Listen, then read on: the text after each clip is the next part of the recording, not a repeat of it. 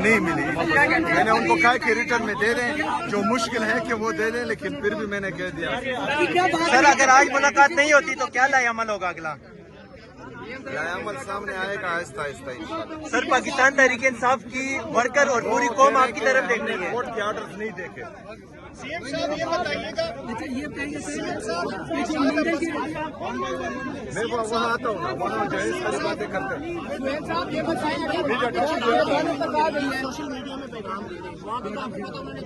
نہیں وہ کرتے ہیں نا, بعد میں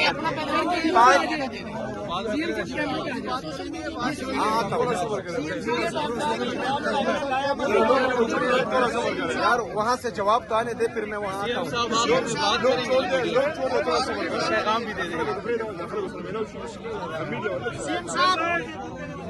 افریدی صاحب ایک سوال کا جواب دیں کہ انڈیا کے ساتھ جو ہے افغانی جو حکومت ہے ان کی بات چیت شروع ہوتی ہے تجارت کے حوالے سے, تو آپ کیا سمجھتے ہیں افغان عبوری حکومت کی انڈیا کے ساتھ جو ملاقاتیں ہیں, تو آپ کو اس میں کوئی سازش کی بنیاد آتی؟ دوسرا ہے کہ ہری پور میں آپ نے جلسے میں اعلان کیا کہ یہاں پر دفاع کے اوپر آپ چڑھائی کریں گے, تو ایز اے CM آپ کی جو اسٹیٹمنٹ ہے سلطان رائی کی طرح, تو آپ کیا سمجھتے ہیں کہ مودی کی طرح آپ مطلب ووٹ بینک بڑھا رہے ہیں, کیا کریں؟ میری اسٹیٹمنٹ جو ہے ہمیشہ سہیل افریدی کی ہوتی ہے, کسی اور سے کمپیئر کرنے کی ضرورت نہیں ہے.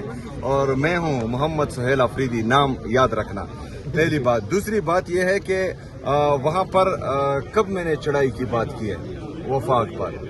سر افغان حکومت اور نہیں, پہلے یہ آپ کہے کہ میں نے جو ہے چڑھائی کی بات کی ہے, میں نے کس پر چڑھائی کی بات کی ہے؟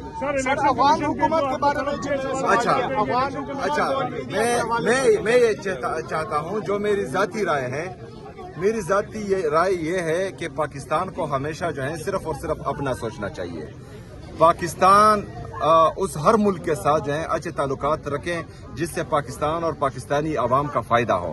یہی پالیسی جو ہے ہم نے اپنانی چاہیے. ہم نے پہلے اپنے ملک کے مفادات اور اپنی قوم کی مفادات دیکھنے ہیں, اس کے بعد جو ہے جو بھی پالیسی بنے گی تو انشاءاللہ اس میں جو ہے آپ کو خودداری بھی نظر آئے گی, اس میں آپ کو ترقی بھی نظر آئے گی, اور اس میں آپ کو امن بھی نظر آئے گا انشاءاللہ.